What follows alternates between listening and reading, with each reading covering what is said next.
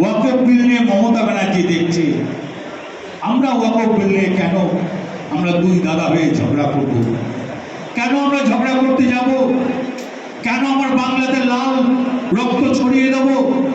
কেন আমি বাংলার বদনাম করব? কি জন্যে করব? আমরা তো তা করতে আসিনি।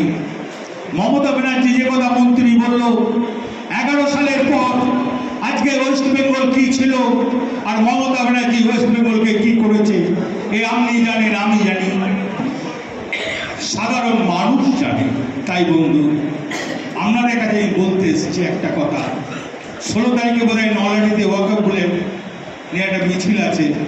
আমি পিন্টুকে বলবো, রাজুকে বলবো, পঞ্চায়েত সমিতির সভাধিপতিকে বলবো, এবং আমি তোতা রয়েছে সবাইকে আমি বলবো সেই মিছিলে সামিল হবেন, সুস্থভাবে মিছিল করবেন। নলহাটিবাসীকে বলবো সুন্দরভাবে করবেন, কোনো হানাহানি যেন না হয়, অশান্তি যেন না হয়, দাদা ভাইয়ের সম্পর্ক যেন ঠিক থাকে। আমরা যাই বলি আমরা এক।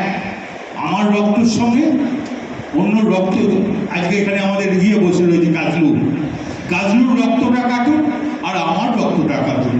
কোনো ডাক্তার এসে যদি বলে দেয় রক্তটা আলাদা, আমি দল আর করবো না।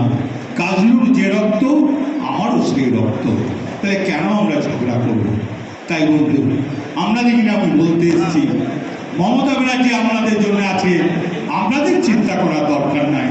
কারণ প্ররোচনায় পড়বেন না, উস্কিয়ে দেবে। সুন্দর বাংলাটাকে শেষ করতে চাইছে, যে বাংলাকে একবার শেষ করেছিল 34 বছর, আবার উঠে পড়ে লেগেছে বাংলাকে শেষ করার জন্যে। তার পিছনে ছুট